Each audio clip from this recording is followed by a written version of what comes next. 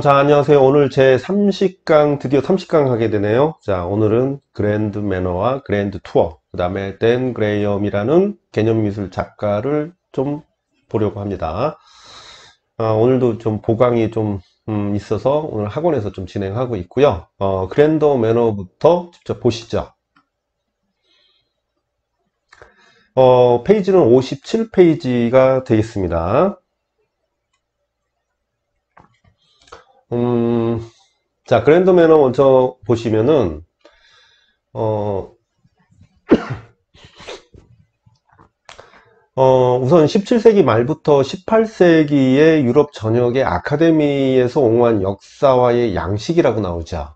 그래서 우리가 17세기, 18세기는 우리가 그러니까 바로크와 로코코 시기의 양식이라고 볼 수가 있습니다.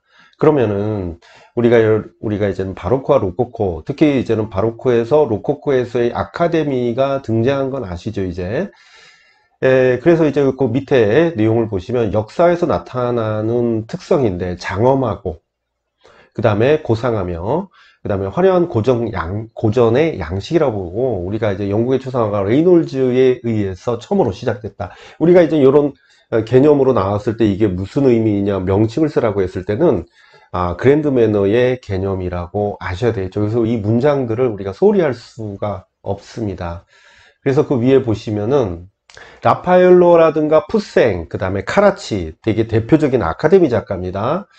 카라치 같은 경우는 우리가 동시대에서 우리가 이제 바로크에서 카라치가 아카데미를 계속 추구할 때 카라바치오가 등장을 했었죠. 그래서 카라바치오는 그때 당시 좀 욕을 먹었지만 굉장히 그 영향력 있는 작가로 발돋움했고, 카라치는 그냥 아카데미의 어떤 일환으로 계속 진전을 보였던 작가라고 볼 수가 있어요. 그래서 미술의 고전의 조화, 그러니까 라파엘로, 푸생, 카라치의 대표적인 아카데미 작가를 기반을 두고 토대를 두고 있다라고 우리가 볼 수가 있습니다. 특징과 의의 보시면은 다섯 번째 줄로 그냥 넘어갑니다. 여기서 보시면 프랑스 왕립 아카데미가 나오죠. 그래서 프랑스 왕립 아카데미의 왕립 회화 조각 아카데미가 나옵니다. 그래서 공식 양식을 바탕으로 하는데, 그러면 얘네들이 뭐냐?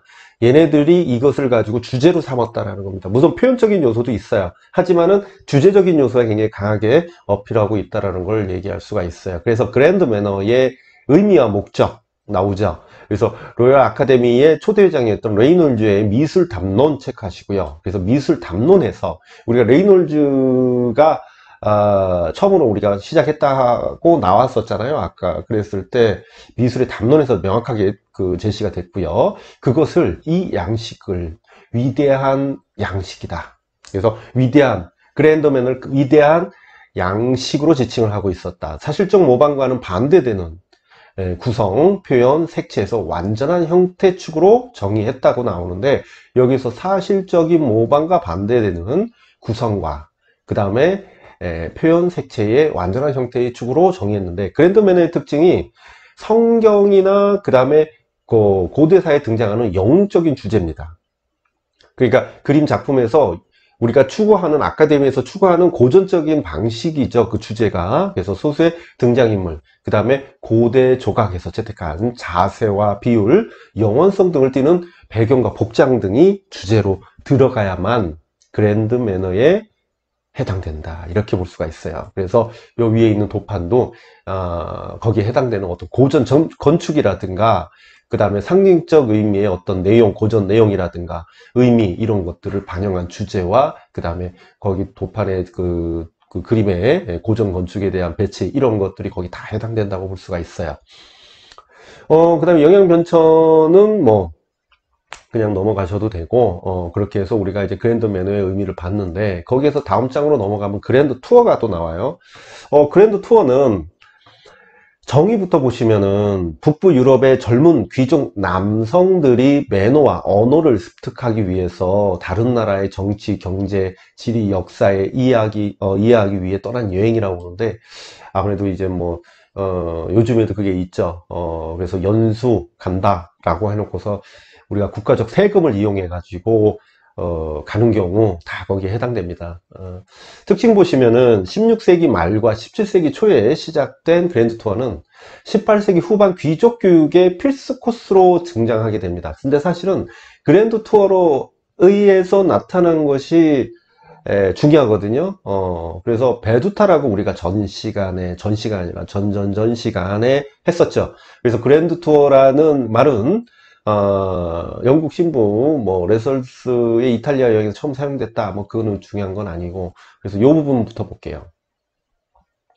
18세기 후반에 그 헤르클라네움과 폼페이 발굴에 대한 관심이 높아지면서, 그래서 우리가 이제 뭡니까, 이제 신고전주의 등장할 때 헤르클라네움과 폼페이 발굴에 의해서 관심이 높아지죠. 그래서 이탈리아 남부와 그리스가 새로운 목적지로 부상하기도 했다라는 겁니다. 그래서 교육적 이점 외에도 여행은 부유한 사람들의 미술품 수집 활동에도 결정적인 역할을 하는데, 그랜드 투어가 유행함에 따라 여행지에 사실적으로 묘사한 배두타, 우리가 기억하시죠? 배두타가 여행 기념품으로 각광받았는데, 영국의 개인 컬렉션에 소장된 수많은 고대, 르네상스, 바로크 걸작들은 그랜드 투어에서 가져왔거나 이러한 여행에서 비롯된 관심의 결과이다, 이렇게 보고 있습니다. 그래서 19세기 중반에 중산층의 성장, 철도와 근대적 관광 개념 발전으로 인해서 점점 사라지게 되는데요. 우리가 배두타를 또 안 볼 수가 없죠. 그래서 배두타 잠깐 우리가 전전 시간에 봤지만 다시 한번 보고 갑니다. 이게 그랜드 투어가 말이죠, 배두타에 의해서, 그러니까 그랜드 투어에 의해서 배두타가 유명해졌다고 볼 수 있는 거예요. 그래서 개념 보시면 배두타는 전망, 조망, 외관을 뜻하는데, 우리가 대부분 경치가 좋은 그런 개념으로 풍경화, 세밀 풍경화를 얘기한다라는 것입니다. 그렇게 봤을 때 18세기 유럽에 크게 유행한 그랜드 투어가 여기에 나오죠. 그래서 유럽의 미술의 중심지이자 아름다운 풍광이 널리 사랑받았던 베네치아에서 그것이 유행했다라는 것입니다. 그래서 여행의 기념품의 형식으로 유행을 하게 된 겁니다. 그래서 마치 기념사진을 찍어 담아가듯 베네치아 풍경이 그대로 살아있는 배두타는 여행지에서 흥취를 묻어 귀족들의 여행 가방에 필수품으로 당겨졌고요.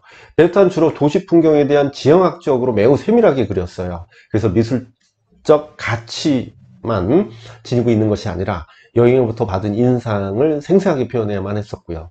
그러다 보니까 우리가 저번 시간에, 수업 시간에도 구분했지만 카프리치오와 배두타를 구분했었단 말이죠. 그래서 서양 미술에서 종교나 신화 같은 이야기의 배경에 불과했던 풍경이 독자적인 장르로 확립된 17세기 이후의 풍경 안에서도 여러 갈래가 생겼는데, 그래서 카날레토라는 거 기억하시죠? 그 활동했던 시기에 이탈리아 풍경화는 유적, 그 다음에 유물 등의 조합해서 만든 상상의 풍경화, 그래서 카프리치오라고 얘기했습니다. 카프리치오, 그래서 도시 경관을 사실적으로 그린 지형학적, 그래서 지형학적 풍경화인 배두타랑 비교가 됐었어요. 그래서 그 이전에 그 풍경화에서는 그 이전의 풍경화에서는 화면을 차지하는 면적과 상관없이 인물의 그림이 주제를 나타냈던 데 반해 카프리치오와 배두타에서는 인물들이 풍경에 생기를 주거나 시대를 나타내는 액세서리의 역할만 했는데, 이거를 스타파주, 그래서 스타파주라고 했습니다. 그래서 스타파주는 인간에 대한 액세서리 개념이 아니라 그냥 생기를 불어넣는 첨가물이란 개념이에요. 그래서 오히려 그 인물들이 스타파주의 개념으로 사용됐다라는 것이 상당히 의미가 크죠. 시험에 나올 수 있겠죠. 자, 그렇게 해서 봤습니다. 그래서 그랜드 투어 그렇게 봤고요. 뭐 수업 시간에 했으니까 뭐 다시 한번 사전적 의미로 접근한다고 보시면 될 것 같고요. 그 다음에 댄 그레이엄이라는 사람입니다. 중요한 작가죠. 그래서 미국의 작가고요. 이론가이고 비평가이기도 합니다. 개념 미술 작업을 했어요. 그래서 보시면은 유리와 거울로 구성된 구조로 구조물을 설치한 파빌리온 프로젝트로 유명해요. 파빌리온 프로젝트로 유명하죠. 그래서 그 프로젝트를 통해서 작품과 관람자의 관계를 고찰했습니다. 이걸로는 뭐 키워드가 나올 수는 없고, 이따가 조금 더 추가로 볼게요. 그래면 비디오 퍼포먼스 설치, 다양한 매체를 이용해서 건축에 관심, 정보의 그 전달 방식, 그 다음에 작품과 관람자의 관계, 아무래도 소통적 요소가 있죠. 그래서 관람자의 신체적인 수용 감각 등을 다뤘는데 70년대 후반부터 파빌리온 프로젝트 작업에 점령하고 있는데요. 관람자들 간의 보기와 응시, 그 다음에 주체성 등의, 자, 여기 체크합시다. 보기와 응시, 주체성에 관심을 가지고 있어요. 쌍방향의 거울을 많이 사용했는데, 정보도 예술 작품이 될 수 있다는 신념으로 잡지에 자신의 개념에 출판하기도 했대요. 그래서 주요 작품 보시면은 초기 개념인 작업인 미국을 위한, 여기 작품 나와 있죠. 그래서 이 작품 참고하시고, 미국을 위한 주택은 1966년부터 67년까지 잡지에 연재된 프로젝트인데, 저는 미국의 교외에 거주하는 중산층의 거주 양식과 사회적인 상황을 논평하면서 밀폐 장소에서 시차를 이용한 작품으로 현재는 지속되는 과거들이 있고요. 공공공간 두 관람객 해가지고 위에 작품 보시면 공공공간 두 관람객 나와 있죠. 그래서 작업이 있는데 뉴욕 첼시에 설치된 뉴욕 디아센트 옥상 도시 프로젝트의 대표적인 파빌리온 프로젝트죠. 근데 이걸로는 좀 이해가 안 간단 말이야. 그죠? 그래서 요걸 좀 더 볼게요. 근데 이게 재밌는 게 뭐냐면 제가 이거를 작년에 이제 수업에서 이제 했던 것인데요. 댄 그레이엄, 그래서 이 사람이 정신분석적 락강 이론을 가지고 한 겁니다. 그래서 좀 그분의 의미가 있는데 정신분석학에 의해서 자기 자신을 지나치게 사랑한 심리 상태를 나르시즘이라고 하는데, 이게 이제 신화에서 나온 거죠. 물에 비친 자신의 모습에 사랑을 느껴서 죽을 때까지 그것을 떠나지 못한 나르키소스에서 응용된 겁니다. 그래서 자기 자신의 물에 비친 모습을 사랑하게 된 거야. 그래서 자크 락강은 거울 이론을 풀어낸 사람이죠. 그래서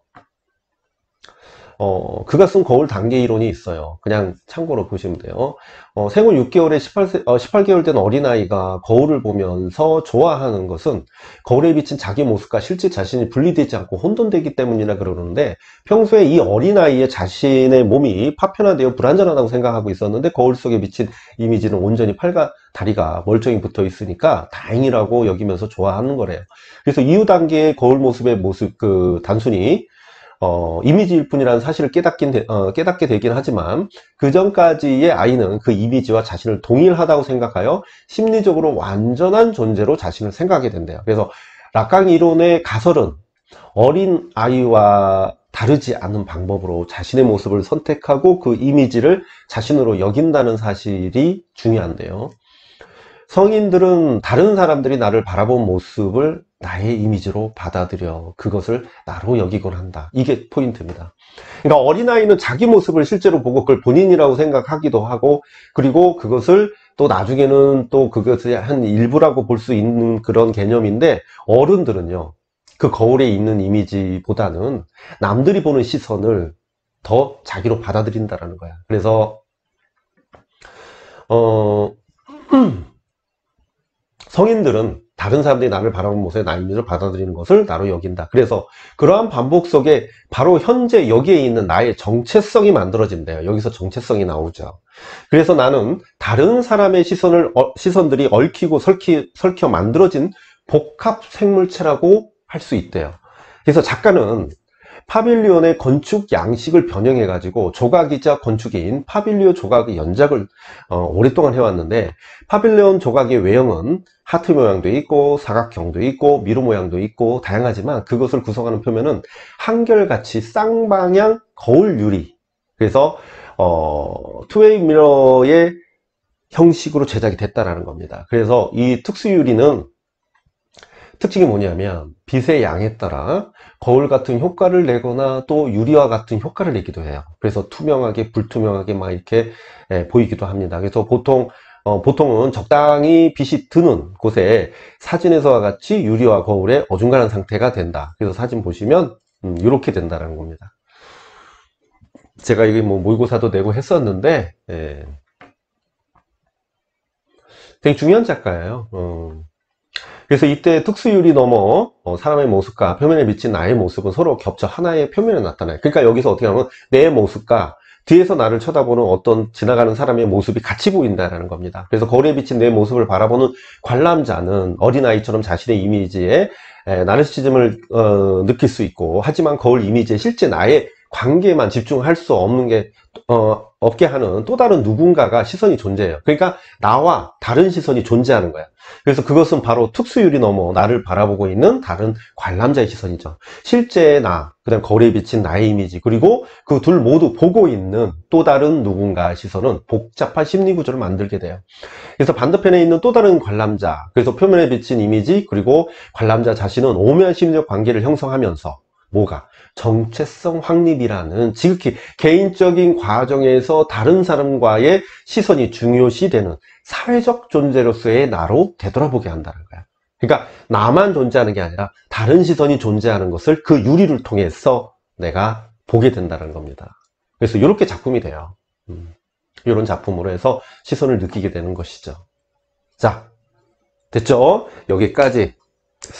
저번 시간에 교과서를 올리지 못했는데, 이번에 어떻게 좀 올리는 방향으로 하겠습니다. 그래서 제가 진짜 실제적으로 되게 수업이 빡빡해가지고 지금 보강 때문에, 그래도 여러분들과 약속이기 때문에 우선 용어사전은 보강 끝나고 바로 이렇게 전 시간에 좀 준비를 한 거를 이렇게 촬영을 하는데, 교과서는 또 해야 되니까, 예, 최선을 다해 보겠습니다.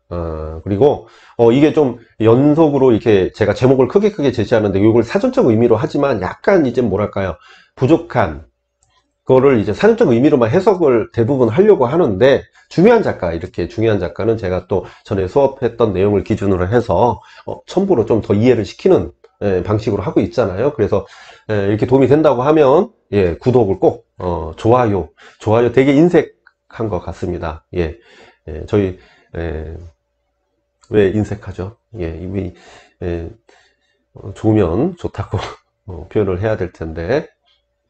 자, 어쨌든 여기까지입니다. 자, 여기까지 하시고 다음 시간에 또 다음 나오는 내용으로 진행하고 또 교과서는 꼭 할 수 있도록 하겠습니다. 자, 여기까지 하겠습니다. 감사합니다.